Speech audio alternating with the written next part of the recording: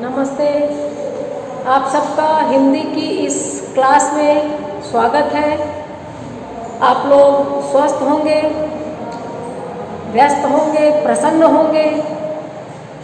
अलग अलग टॉपिक्स पर सभी टीचर्स के दिए गए वीडियोस को आप देखकर अपने सिलेबस को पूरा करने की दिशा में दिन प्रतिदिन आगे की तरफ बढ़ रहे हैं, ये मैं कामना करती हूँ, ये मैं आपसे आशा भी करती हूँ।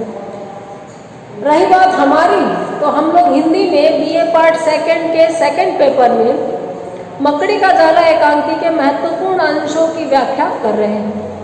इस क्रम में हम लोग 70 नंबर पेज पे थे। 71 नंबर के फर्स्ट स्टेंजा पर हमने खत्म किया था। भोलानाथ एक डायरेक्टर है अलग अलग कंपनियों में। वैसे स्टार ट्रेडिंग कंपनी का डायरेक्टर तो शुरू में ही बता दिया है। इसके अलावा भी वो बहुत सारी कंपनियों में, मिल में, फैक्ट्रीज में शेयर धारक हैं, नीति नियंताओं में शामिल हैं। चंद्रभान उनके यहाँ काम मांगने आने वाला युवक है। वो उसको यथार्थ की कड़वी जमीन दिखाकर भगा देते हैं। ये हमने कर लिया।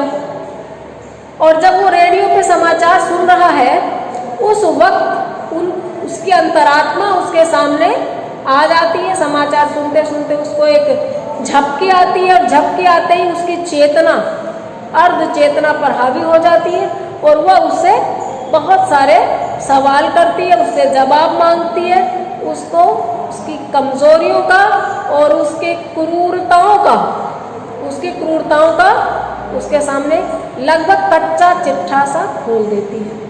वो जब पूछता है कि आज मुझे क्यों सुना रही हो, तो अंतरात्मा कहती है क्योंकि आज सुनना पड़ रहा है।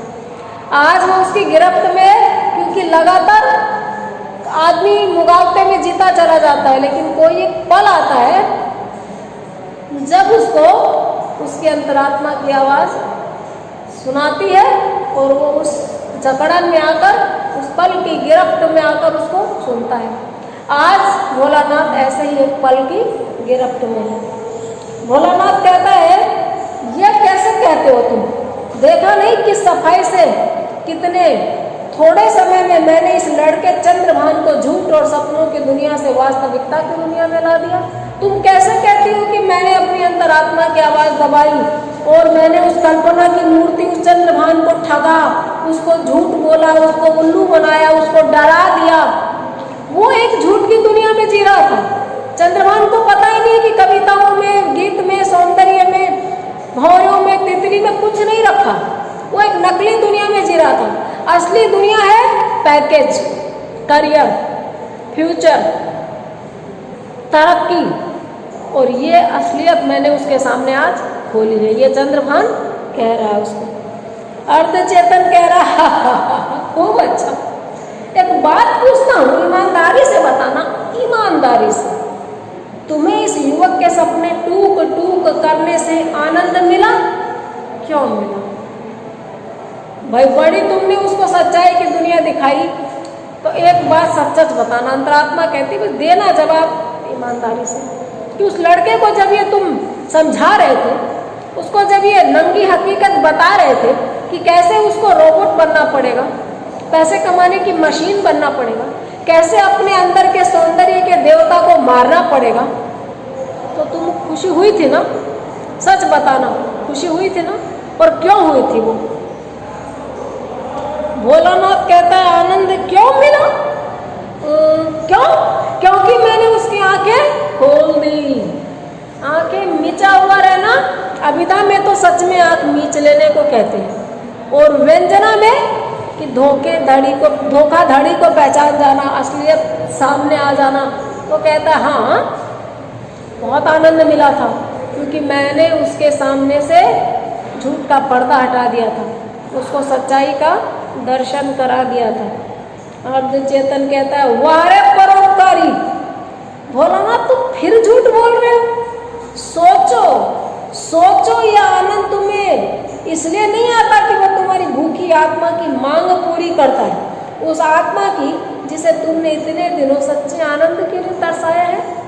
सोचो कि तुम फिर झूठ बोल रहे हैं। ये तुम और मैं आपको समझाने के लिए कह रही हूँ। परीक्षा में हम उत्तम पुरुष और मध्यम पुरुष का प्रयोग नहीं करेंगे। अन्य पुरुष वह उन्होंने उनका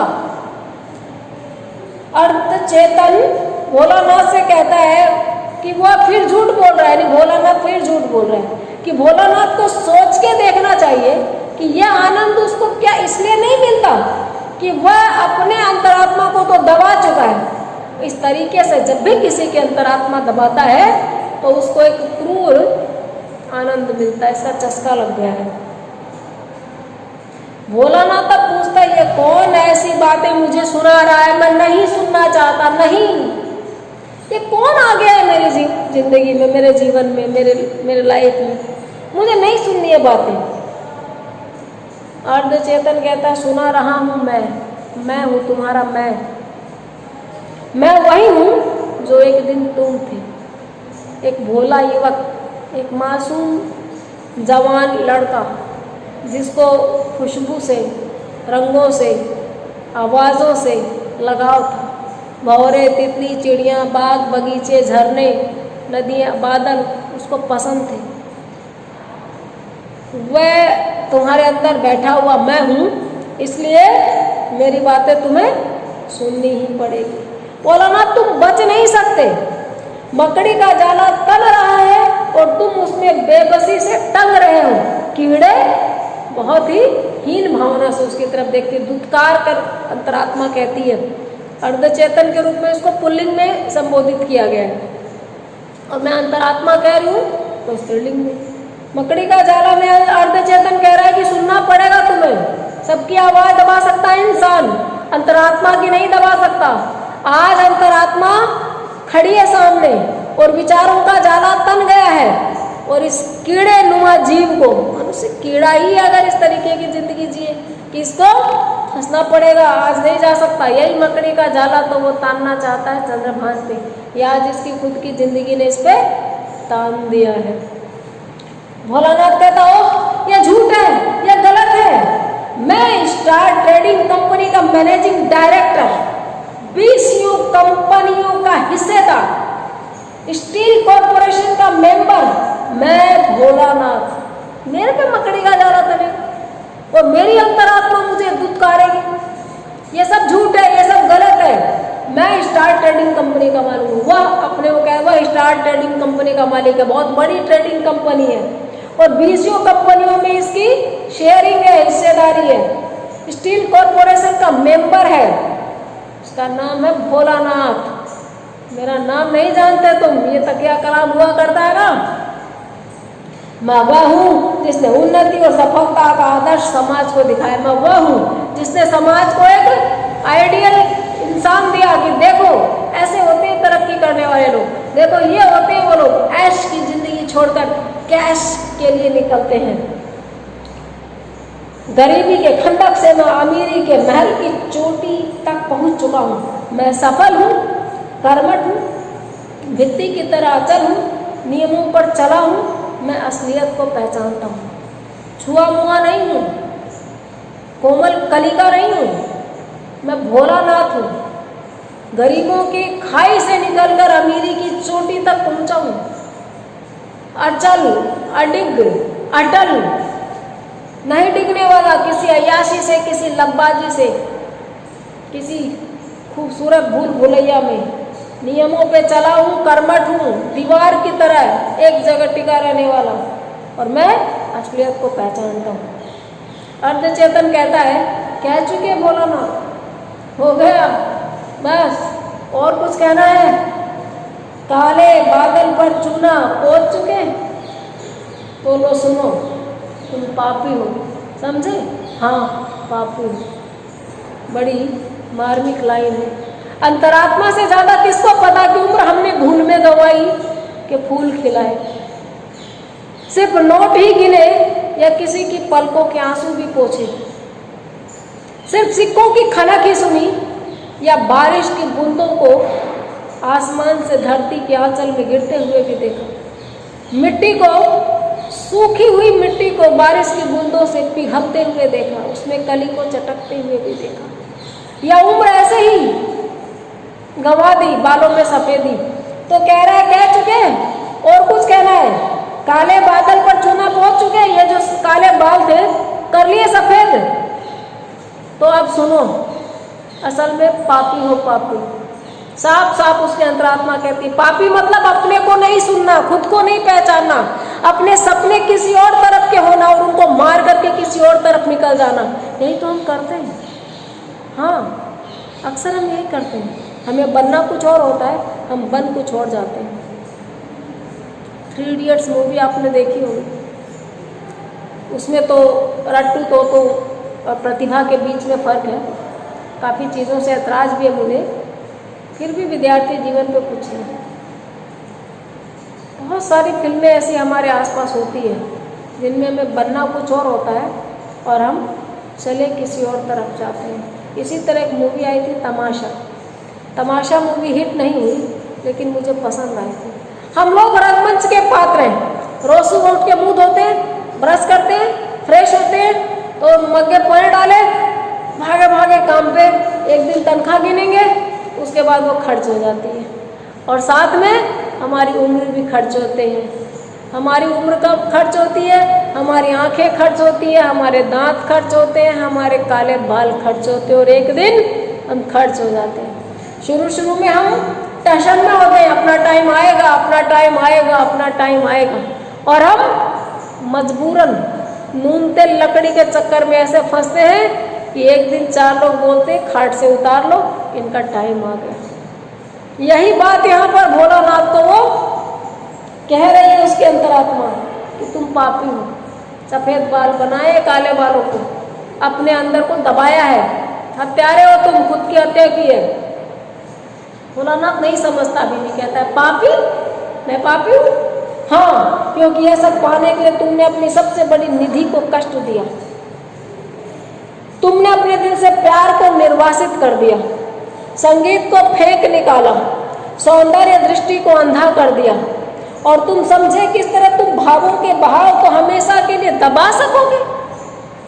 पापी क्यों है? देखिए अंतरात्मा बता रही है। हाँ, क्योंकि इसके लिए सबसे बड़ा खजाना, सबसे बड़ी सौगात, लाइफ का सबसे बड़ा तोहफा प्यार, मोहब्बत, इश्क, प्रकृति से, लोगों से, बच्चों की स्माइल से, खूबसूरत कलाकृतियों से, फूलों की खुशबू से, बारिश के झरने से, झरने की कलकल निनाद से, पत्तों की मरमर से, सबसे प्यार होना इंसान की सबसे बड़ी खाती है, सबसे बड़ी ताकत है, सबसे बड़ा खजाना है। उसको इसने मार डाला, प्यार से निर्वासित कर दिया, संगीत को फेंक दिया, सौंदर्य दृष्टि को अंधा कर दिया, और इस तरह अपने आप को क्या बना लिया? पत्थर, जो कभी पिघलता नहीं है। लेकिन वो भूल जाते हैं कि नदियाँ पहाड़ों से ही निकला करती हैं, और खुद को इकरार है कि ये सब कुछ दबा दिया। भोलानाथ अब इतनी बातें सुन के कहता, रुको 2 मिनट रुको। अर्ध चेतन अट्टहास लगाता है, नहीं रुकता। लेकिन तुमने यह न जाना कि बहाव रुकने पर झील बन जाता है, जो किसी न किसी दिन बांध को तोड़ फोड़ कर फिर बह निकलती है। रूप बदलता है, वस्तु नहीं। पानी की प्यास अब शराब की प्यास बन गई है, लेकिन प्यास मरी नहीं। जो खुशी तुम्हें उस बेचारे युवक को तड़पाने में मिली है, वो उसी का बिगड़ा हुआ, सड़ा हुआ रूप है, जो एक दिन तुम्हें फूलों से, तितलियों से, आसमान में हंसों की तरह तैरते हुए बादलों से, युवती की मुस्कान से, प्यार के चुंबन से मिलती थी। बहुत सुना रही है अंतरात्मा। वो कह रहा रुको थोड़ा, एक बार रुको, ब्रेक लो, कितना सुनाओगी। और ये क्या कहती है? तुमने बहुत बहाव रोके, लेकिन भूल गए कि जब बहाव को रोका जाता है तो इकट्ठा हुआ पानी झील बन जाता है, और जिस किसी दिन मौका मिलता है वो अपना रास्ता बना लेता है, बह निकलता है। नदियों में बाढ़ आ जाती है, पानी किनारों को तोड़कर बह निकलता है। यानी एनर्जी रूपांतरित होती है, ऊर्जा परिवर्तित होती है, नष्ट नहीं होती, चीजें बदलती है। खूबसूरत इमारत खंडहर में बदल जाएगी, खंडहर पे फिर कोई शिल्पीकार, मूर्तिकार, वास्तुकार नई इमारत खड़ी कर लेगा। तो तुमने एक चीज को खोया, दूसरी चीज की लत लगा ली। पानी पीने की आदत मिट गई, शराब पीने लगे, लेकिन प्यास तो रही। जो खुशी उस लड़के को, चंद्रभान को तड़पाने में मिली है, वह उसी का बिगड़ा हुआ रूप है, सड़ा हुआ रूप है, जो कभी तितली को देखने में मिलती थी, भंवरों को देखने में मिलती थी, फूलों को देखने में मिलती थी, बाग में बैठने के बाद गाना सुनने से मिलती थी, प्यार में मिलती थी, युवती की मुस्कान से मिलती थी, इश्क में, मोहब्बत में, प्यार भरे चुंबन से मिलती थी। ये सारी चीज़ें अश्लील नहीं है, देखने का नजरिया अश्लील और अश्लील होता है। ये सारी चीज़ें अंतरात्मा कह रही है कि एक दिन खूबसूरत थी तुम्हारे लिए और तुमने इनको बदल दिया। अब तुमको खूबसूरत क्या लगता है? ये हकीकत बताने के नाम पर भोले भाले युवकों को कठोर बनाना, उनको मशीन में बदलना। भोलानाथ कहता उफ, बंद करो ये सब। क्या तुम मुझे रुला कर ही छोड़ोगे? आज तुम मुझे रुला कर ही छोड़ोगे क्या? क्या चाहते हो तुम? अंतरात्मा क्या कहती है? काश तुम रो सकते। देखिए, रोना सबके पास नहीं। रो वही सकता है जो अपने प्रति ईमानदार है, जिसमें मासूमियत बाकी हो, जिसको दर्द हो, जिसको तकलीफ हो, जिसके सीने में दिल सिर्फ पंपिंग मशीन नहीं बन गया हो, खून को दौड़ाने की मशीन के अलावा जिसका दिल धड़कना जानता हो, जिसको दूसरों के दुख से दुख होता हो, जिसको दूसरों की खुशी में हंसना आता हो, वही रो सकता है। और ये ऐसा बचा नहीं, इसलिए भोलानाथ को वो कहती है काश तुम रो सकते, काश तुम्हारे सूखे हुए दिल पर भावों के बादल गहरा कर बरस पड़ते। उस सावन की बरसात में वे मोर नाचते जिन्हें अब तक तुमने पिंजरे में बंद कर रखा है। वह पपिया बोलता जिसकी बोली तुमने बेकार कर रखी है। भोलानाथ, भोलानाथ सुनो, क्या तुम इस स्वर, इस गीत को पहचानते हो? वो कहती है अंतरात्मा, काश रो सकते, काश ये जो दिल तुम्हारा सूखा बन गया है, भावों के बादल इस पे गहरा के बरस पाते। इमोशनल रेनिंग अंतरात्मा पे होती, भावों के बादल, भावनाओं की फुहार तुम्हारे सूखे हुए दिल पर आती और तुम तनिक स्निग्ध हो जाते, बरस पड़ते। और उस सावन की बारिश में मोर नाचते, और वो मोर जिनको आज तक तुमने पिंजरे में बंद कर रखा है। वह पपिया बोलता जिसकी बोली तुमने बेकार कर दी। यानी ये सारी चीजें हैं नेचर में। हम लोग सब लोग कॉलेज आते हैं, कबूतर देखते ही मैं झट से ना सिर्फ देखती हूँ बल्कि फोन निकालती हूँ। कुत्ते, छोटे छोटे पिल्ले घूमते दिखते हैं मिट्टी पे, रेत पे, हटखेलियाँ करते, मस्तियाँ करते दिखते हैं, एक दूसरे के आगे दौड़ते भागते दिखते हैं। आहा, यूँ लगता है बचपन हमारी आंखों के सामने साक्षात है। तो ये चीज़ देखने के लिए वक्त निकालना, थोड़ा स्निग्ध होना है, अपने को सूखेपन से बचाना है, अपनी खूबसूरत ख्यालों की आवाजाही को पिंजरे में बंद नहीं करना। ये सिखा रही है अंतरात्मा उसको। और अब एक आवाज़ आ रही है, उसके लिए कह रही है कि वो आवाज़ सुनाई दे रही है, वो स्वर पहचानते हो? वो और कहीं से नहीं आ रहा, किसी ने इस रेडियो में टेप में कुछ नई कैसेट नहीं चेंज की है, सोया हुआ है वो और अपने आप से नींद में बतिया रहा है, सब कुछ नींद में चल रहा है। आवाज़ कहने के बाद में कहीं से उन नीले अर्ध प्रकाश के किसी कोने में से एक स्त्री का गुनगुनाने का और फिर स्पष्ट स्वर सुनाई पड़ता है। वो जब बोलती आवाज़ के सुनो तो सुनाई दे रहा है, तो अंतरात्मा की आवाज़ के बाद में वो जो कमरे का प्रकाश चेंज हुआ था, वहाँ पे नीले रंग की रोशनी में से उसको एक आवाज़ सुनाई देती है। अर्ध चेतन पूछता उससे, यह आवाज़ पहचानते हो? और वह स्वर एक मधुर गीत में परिणत हो जाता है, वह एक खूबसूरत गीत में बदल जाता है, मीठे गीत में बदल जाता है। और वह गीत उसकी प्रेयसी उसके लिए गाती थी, वो गीत उसकी प्रेयसी उसके लिए गा रही है। आज हम इतना ही करेंगे। अगले एक और एपिसोड में, एक और वीडियो में हमारा ये महत्वपूर्ण गद्यांशों का क्रम इस एकांकी को लेकर पूरा हो जाएगा। हम नए चैप्टर के साथ मिलेंगे। तब तक आप लोग इस वीडियो को ध्यान से देखिए, ध्यान से सुनिए और किस गद्यांश की कैसी व्याख्या होगी, कैसे प्रसंग संदर्भ लिखने, ये समझना है। प्रसंग संदर्भ सारी चीजें मैं आपको लगातार पुराने पहले के पाठ में बता चुकी हूँ। पाठ नए पुराने नहीं होते, जो हम पढ़ चुके हैं उसके लिए पुराना बोला है। तो आज इतना ही, अगले वीडियो में हम लास्ट गद्यांश के साथ मिलेंगे। थैंक्स।